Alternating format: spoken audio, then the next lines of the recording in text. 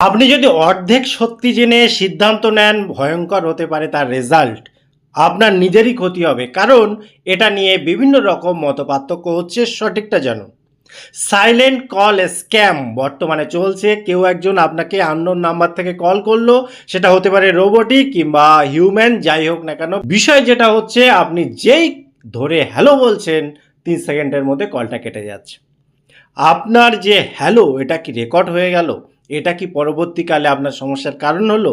আপনি তো বলে ফেলেছেন, তাহলে কি হবে? তো চলুন প্রথমে সঠিক ইনফরমেশনটা জেনে নিই, তারপরে কয়েকটা সেটিং আপনাকে দেখাবো, যে সেটিংগুলো করলে আপনি এগুলো থেকে অনেকটা সুরক্ষিত থাকবেন। তো প্রথমে পুরো ব্যাপারটা বুঝে নিই, তারপর সেটিং। তো চলুন শুরু করি।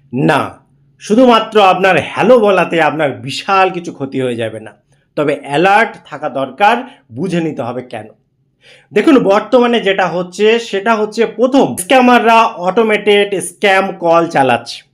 তার মানে হলো, এখন প্রচুর মানুষের কাছে নাম্বার অনেক হয়ে গিয়েছে। এক একজনের কাছে 2-3টে নাম্বারও থাকে। অনেক নাম্বার অ্যাক্টিভ থাকে, অনেক নাম্বার ইনঅ্যাক্টিভ থাকে। ওই জন্য ম্যানুয়ালি তারা আগে যেটা করতো সেটা আর করছে না। তারা বিষয়টাকে এআইকে কাজে লাগাচ্ছে এবং অটোমেটেড করে দিয়েছে। অর্থাৎ আপনি যখনই হ্যালো বলছেন, তখন একটা সিগন্যাল স্ক্যামারদের কাছে যাচ্ছে যে এই নাম্বারটা অ্যাক্টিভ রয়েছে।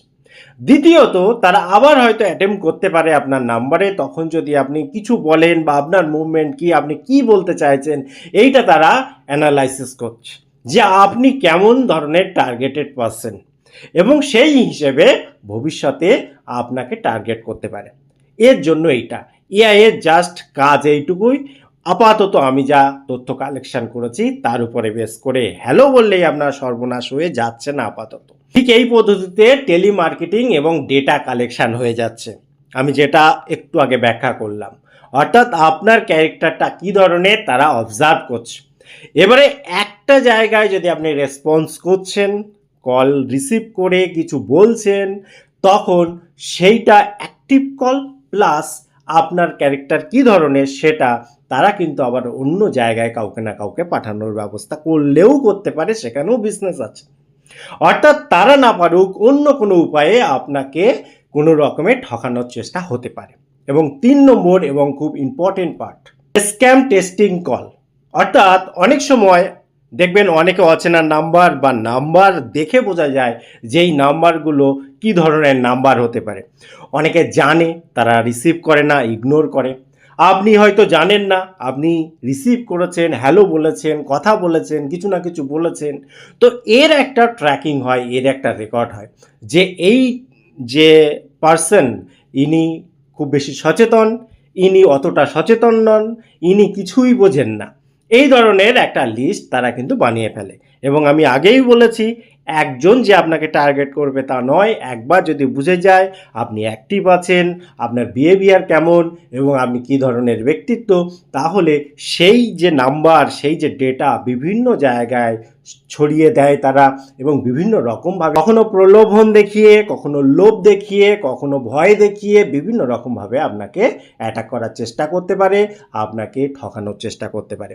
সেই জন্য এবারে যে ইম্পর্টেন্ট কথাটা বলবো, দেখুন, হ্যালো বললেই আপনি যে খুব বেশি ভুল করে ফেলেছেন তা নয়।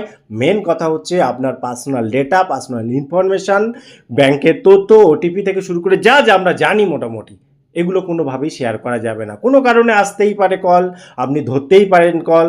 কারণ এমন যদি হয়ে যায় যে আননোন কল মানেই ফেক, আননোন কল মানে স্প্যাম, আননোন কল মানেই এআই জেনারেটেড, তাহলে তো আপনি কিছুই করতে পারবেন না। কারণ আপনি হয়তো অনলাইন শপিং করছেন, সেখান থেকে কল আসতে পারে, ব্যাংকিং রিলেটেড অরিজিনাল কল আসতে পারে, যে কোনো জায়গা থেকে অরিজিনাল কল আসতে পারে। কিন্তু সতর্ক আমাদের থাকতে হবে যে আমি কি বলছি, কেন বলছি। এবং স্ক্যামাররা বর্তমানে যে কাজটা করছে, আপনি ঠিক তার উল্টোটা করুন। তারা কল করে চুপ করে থাকছে, আপনার হ্যালো করা বলা পর্যন্ত অপেক্ষা করছে, তারপরে কল কেটে যাচ্ছে, তাই তো? আপনি ঠিক উল্টোটা করুন। যদি কোনো আননোন কল আসে আপনার কাছে, আপনি কল যদি রিসিভ দেখেন, ফোন নাম্বারটা কেমন ধরনের, আপনার মনে হয় কল ধরবেন, ধরুন, না হলে ইগনোর করুন, আলাদা ব্যাপার। যদি কল ধরেন, সেক্ষেত্রে আপনি নিজে চুপ করে থাকুন, যতক্ষণ না ওপর প্রান্ত থেকে কিছু বলছে। মানে কি উল্টোটা করুন, অনেক কিছুক্ষণ 2-5 সেকেন্ড কোনো আওয়াজ হচ্ছে না, কলটা কেটে দিন। যদি প্রয়োজন হয় আবার করবে, না করলে জানবেন এটা খারাপ কল। এরকমভাবে নিজেকে উল্টোভাবে দিন। যদি কখনো কল ধরেন কেউ ম্যানুয়ালি এবারে আপনার সাথে কথা বলছে, হতে পারে স্ক্যামার, হতে পারে অরিজিনাল, আপনি তো প্রথমে বুঝতেই পারছেন না। যেই করুক না কেন, আপনি কল যদি ধরেছেন তাকে এমন কোনো তথ্য ইনফরমেশান দেবেন না যেটা আপনার পার্সোনাল ডিটেলস, আপনার পার্সোনাল কোনো ইনফরমেশান দেবেন না। যদি ব্যাংক থেকে করে আপনি শুনে নিলেন, বুঝে নিলেন, আপনি নিয়ারেস্ট ব্যাংকে বা আপনি যেখান থেকে ব্যাংক অ্যাকাউন্ট খুলেছেন সেখানে চলে যান ডাইরেক্ট। আপনি অনলাইনে কিছু করবেন না, ফোনে কথা শুনে কিছু করবেন না, এই জাতীয় সব ক্ষেত্রেই। যদি ডেলিভারি বয় ফোন করে ওটিপি চায়, আপনি বলবেন আপনি চলে আসুন, বাড়ির সামনে চলে আসুন, আপনি তার সাথে দেখা করুন, কথা বলুন, আপনি প্রোডাক্ট নিন, ওটিপি দিন, এরকম আর কি। মানে এক কথায় আমি বলতে চাইছি সবটা প্রয়োজন, শুধুমাত্র কেউ হ্যালো বলে দিলে আপনার ক্ষতি হবে এমনটি ভাবার দরকার নেই, কিন্তু সতর্ক আপনাকে থাকতেই হবে। তো আপনি কি করবেন, আপনার ফোনে যে কল ডায়ালার এখানে ক্লিক করবেন, ক্লিক করে বাঁ সাইডের উপরে যে 3 লাইন রয়েছে এখানে ক্লিক করে দেবেন। এখানে আছে সেটিংয়ের ভেতরে যাবেন।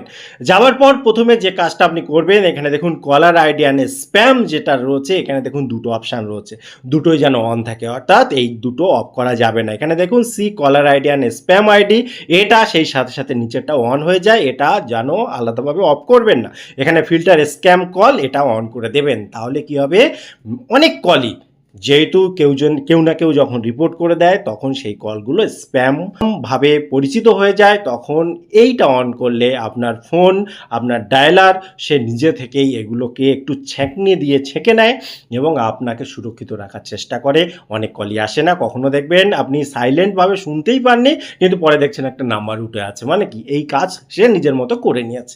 এটা অবশ্যই করে রাখুন, আপনি উপকার পাবেন। টোটাল ইনফরমেশন কেমন লাগলো অবশ্যই কমেন্ট করতে ভুলবেন না। দেখা হয় পরবর্তী ভিডিওতে, ততক্ষণ ভালো থাকুন, সুস্থ থাকুন, বাই বাই।